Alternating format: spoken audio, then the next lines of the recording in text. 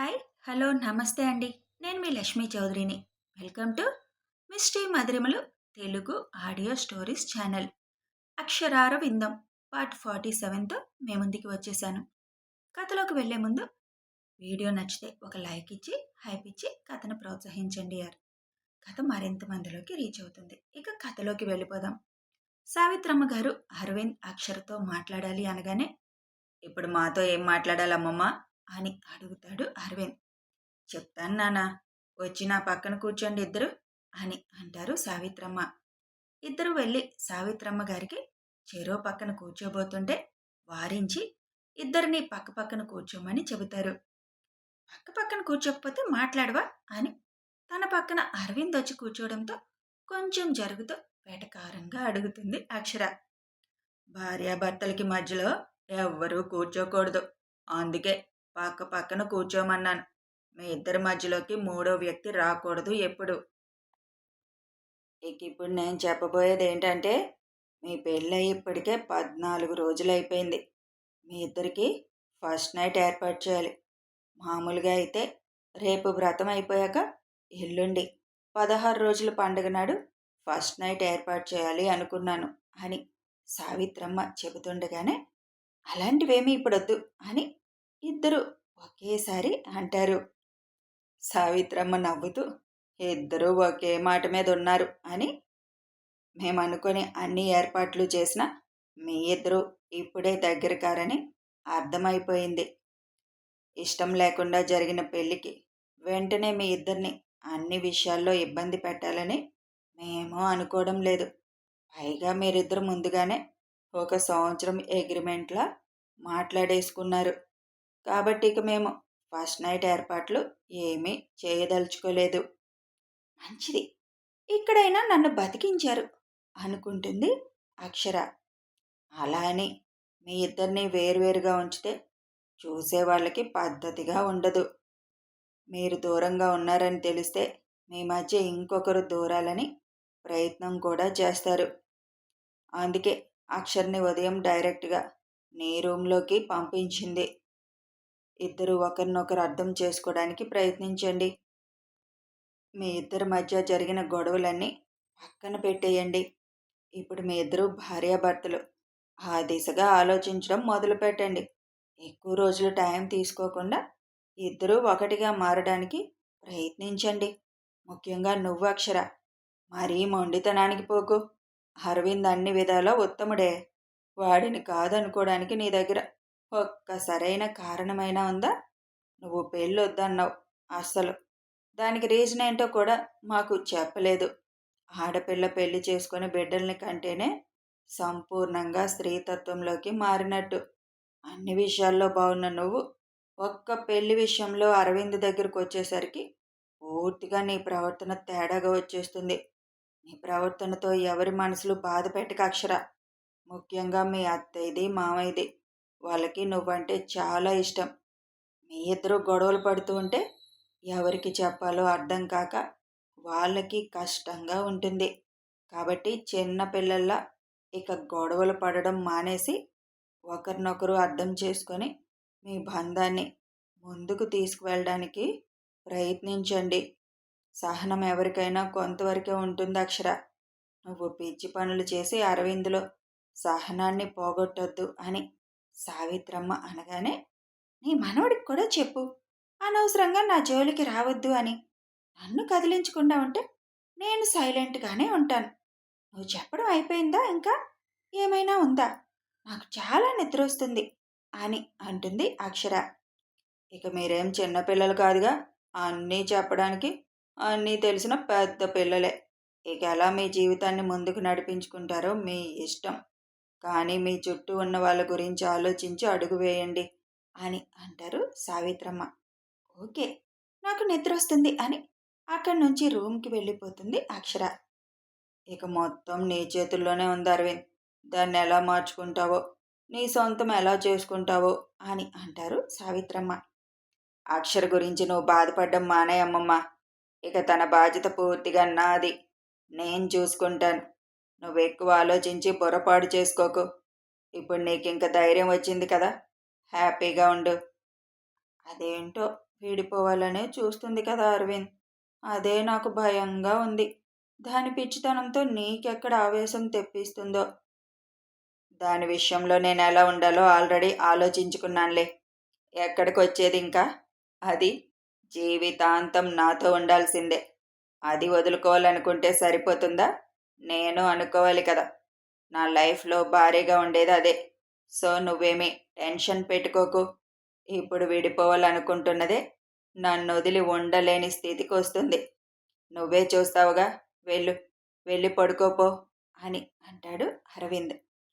నువ్వు అన్నది నిజమైతే అంతకంటే నాకు కావాల్సిందేముంది? నీ మాటలు విన్నాక నాకింక నిశ్చింతగా ఉంది అని పడుకోవడానికి వెళ్ళిపోతారు సావిత్రమ్మ. అరవింద్ వెళ్ళేసరికి సోఫాలో పడుకొని ఉంటుంది అక్షర. అది చూసి కోపం వచ్చిన అరవింద్ సోఫా దగ్గరికి వెళ్ళి అక్షరని 2 చేతులతో లిఫ్ట్ చేస్తాడు. ఒక్కసారి అరవింద్ అలా లిఫ్ట్ చేసేసరికి షాక్తో కళ్ళు పెద్దవి చేసి చూస్తూ దించు నన్ను అని కోపంగా అంటుంది. కింగ్ సైజ్ బెడ్ ఉండగా ఆ సోఫాలో ముడుక్కొని పడుకోవాల్సిన అవసరం ఏముంది? సినిమాలు సీరియళ్ళు చూసి ఇలా సోఫాల్లో లేదా కింద పడుకోవడం ఫ్యాషన్ అయిపోయింది కదా మీ ఆడవాళ్ళకి. బుద్ధిగా మంచం మీద ఒక పక్కకు పడుకో. కాదు కూడదు అన్నావంటే నువ్వు రాత్రంతా నా మీద పడుకోవాల్సి వస్తుంది అని అరవింద్ కన్ను గీటుతూ అంటాడు. అన్నీ నీ ఇష్టాలంటే అవదని చెప్పాను కదా, నేను నీ పక్కన పడుకోను అని అంటుంది కోపంగా. ఏ, నా పక్కన పడుకుంటే నాకు దూరంగా ఉండలేక నన్ను అతుక్కుపోతానని భయమా అని నవ్వుతూ అడుగుతాడు. ఎక్కువ ఊహించుకోకు నిన్ను నువ్వు అని మొహమంతా చిట్లించుకుంటూ అంటుంది. మరి అలాంటప్పుడు మంచం మీద పడుకోవడానికి ఏమొచ్చింది నీకు? ఆ సోఫాలో ఎందుకు ముడుక్కొని పడుకోవాలి? నేనేమైనా నా మంచం మీద పడుకోవద్దని అంటానని ముందే నీకు నువ్వే ఊహించుకున్నావా? నేను నీ అంత హార్ట్లెస్ ఫెలోని కాదు. నా రూమ్లో ఉన్నవాళ్ళు కంఫర్టబుల్గా ఉండాలి అనుకుంటాను తప్ప ఇబ్బంది పడాలి అని నేను అనుకోను. నా రూమ్కి రావద్దు, నా మంచం ఎక్కొద్దు, నన్ను ముట్టుకోవద్దు అనే మాటలు నా నుంచి నీకులాగా రావు. బుద్ధిగా బెడ్కో పక్కన పడుకుంటే ఏ డిస్టర్బెన్స్ లేకుండా ప్రశాంతంగా నిద్రపోతావు. అలా పడుకోను అన్నావంటే నేను నీ మీదకో నువ్వు నా మీదకో పడుకోవడానికి రావాల్సి ఉంటుంది. అది నీకిష్టమైతే నీ ఇష్టం అని బెడ్ మీద పడుకోబెడుతూ అంటాడు అరవింద్. సచ్చినోడు బ్లాక్మెయిల్ చేయడం కూడా మొదలుపెట్టాడు.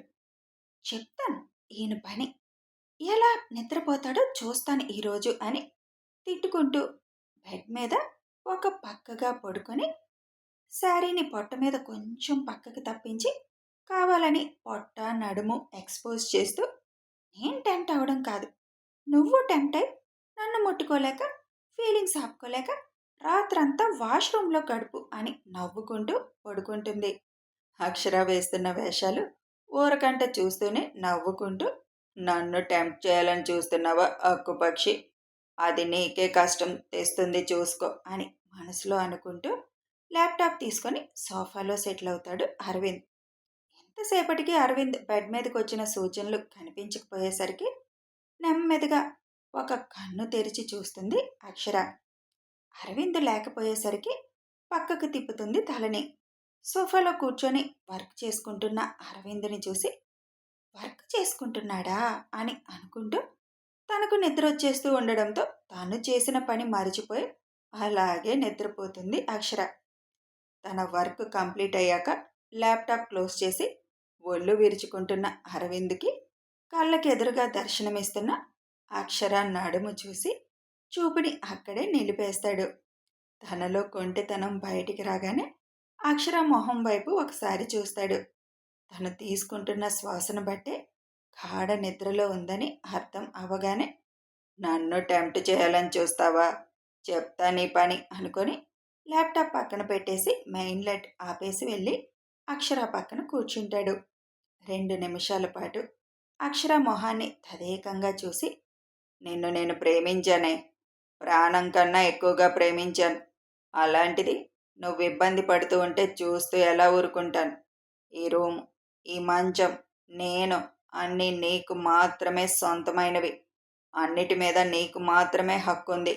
అలాంటిది ముడుచుకొని అక్కడెక్కడో దూరంగా పడుకుంటానంటే ఎలా? బుద్ధిగా పడుకో అని తీసుకొచ్చి పడుకోబెడితే నన్ను టెంప్ట్ చేయాలని చూస్తావా?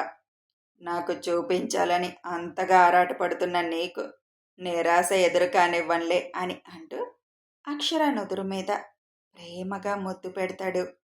ఇలా షో చేశాక సైలెంట్గా పడుకుంటే మగజాతికి అనుమానం వచ్చేదు అని నెమ్మదిగా అక్షర నడుము దగ్గరికి తన మొహాన్ని తీసుకొచ్చి నడుము వంపుల్లో పెదాలు నిలిపి మీసాలతో రబ్ చేస్తాడు అరవింద్. గిలిగింతలు పుడుతున్నట్లుగా అవడంతో చిన్నగా కదులుతుంది అక్షర. వెంటనే నడువంపుల్లో ముద్దు పెట్టి చిన్నగా బైట్ చేస్తాడు అరవింద్. ఎప్పుడైతే బైట్ చేశాడో ఉలిక్కి పడి కళ్ళు తెరిచి చూస్తుంది అక్షర. అక్షర లేచి చూసేసరికి అరవింద్ సైలెంట్గా పక్కకు తిరిగి పడుకుండిపోతాడు. ఇదేంటి, తను పడుకున్నాడు కదా, మరి నా నడుం మీద కొరికినట్టు అనిపించిందేంటి అని ఆలోచిస్తూ నడుముని తడుముకుంటుంది.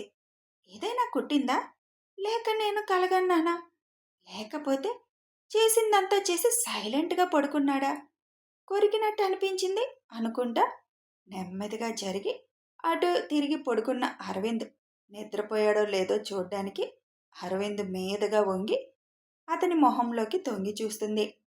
ఏ స్పందన లేకుండా సైలెంట్గా పడుకున్న అరవింద్ని చూసి, నిద్రపోతున్నాడుగా అంటే నేను కలగన్నట్టున్నాను, అయినా నన్ను ముట్టుకునే అంత ధైర్యం తనకెక్కడిదిలే, ఊరుకుంటానా నన్ను ముట్టుకుంటే అని అనుకుంటూ, చిచి, నువ్వు ఇలాంటి పనులు ఎందుకు చేస్తున్నావు అక్షర, నీ మనస్తత్వానికి భిన్నంగా అని చీర సరిగ్గా సరిచేసుకొని రేపటి నుంచి నైట్ డ్రెస్ వేసుకొని పడుకోవాలనుకుంటూ పక్కకు తిరిగి పడుకుంటుంది.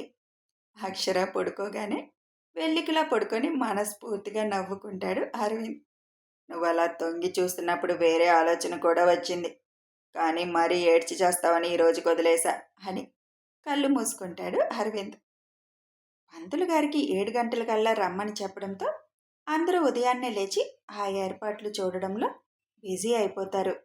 5 అయ్యేసరికి అరవింద్కి మెలకువ వస్తుంది.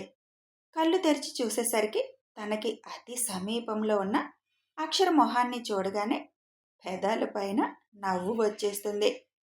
ఎప్పుడొచ్చిందో తెలియదు కానీ తనకి అతి సమీపంగా ఉంటుంది అక్షర. నిద్రలో నువ్వే నా దగ్గరకు వచ్చేసావా అని అనుకుంటూ అక్షర నుదురు మీద లైట్గా కిస్ చేసి బ్రష్ చేసుకుని జాగింగ్కి వెళ్ళిపోతాడు అరవింద్. అరవింద్ బయటికి వెళ్ళడం చూసిన నాయుడు గారు, నన్ను పిలవకుండా వెళ్ళిపోతున్నాడు కదూ, నేను కూడా వెళ్ళేవాడినిగా అని అంటారు. ఈ టైంలో మంచు పడుతుంది, మీరు ఇబ్బంది పడతారు, సాయంత్రం మీరు వాకింగ్ చేతురు అని చెబుతారు ధర్మాగారు.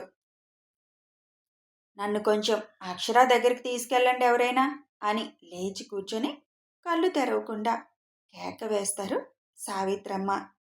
అక్షరం లేపి కిందకి రమ్మంటానులే అని దేవి గారు అంటే, వద్దులే, లేస్తే తనే వచ్చేది ఈ పాటికి, పడుకొని ఉండుంటుంది, కాసేపు పడుకోనివ్వు, మళ్ళీ పగలంతా రెస్ట్ లేకుండా కూర్చోవలసిందే కదా, నన్ను తీసుకెళ్ళండి చాలు అని అనగానే దేవి గారు సావిత్రమ్మని జాగ్రత్తగా పైకి తీసుకువెళ్తారు. పడుకొని మంచి నిద్రలో ఉన్న అక్షర ముందు నిలబెట్టి, ఇక కళ్ళు తెరువమ్మా, నీ మనవరాలు ఎదురుగానే ఉన్నావు అని నవ్వుతూ అంటారు దేవి గారు. వాళ్ళ మాటలు వినిపించి నెమ్మదిగా కళ్ళు తెరుస్తుంది అక్షర. అప్పటికే సావిత్రమ్మ కళ్ళు తెరిచి అక్షరాన్ని చూసుకొని, నా బంగారం అని చేతులు అక్షర మొహం చుట్టూ తిప్పి మెటికలు విరుస్తారు. కళ్ళు నలుపుకుంటూ లేచి కూర్చొని, నువ్వెందుకు ముసలి పైకొచ్చావు, నేను వచ్చేదాన్ని కదా అని అంటుంది అక్షర. పడుకున్నావుగా, నిన్ను డిస్టర్బ్ చేయడం ఎందుకని నేనే వచ్చానులే, ఎలాగో లేచావుగా, లేచి స్నానం చేసి సత్యనారాయణ మండపాన్ని నీ చేతులతో నువ్వే అలంకరించుకో అని చెబుతారు సావిత్రమ్మ. సరే అని లేచి వాష్రూంలోకి వెళ్ళిపోతుంది అక్షర.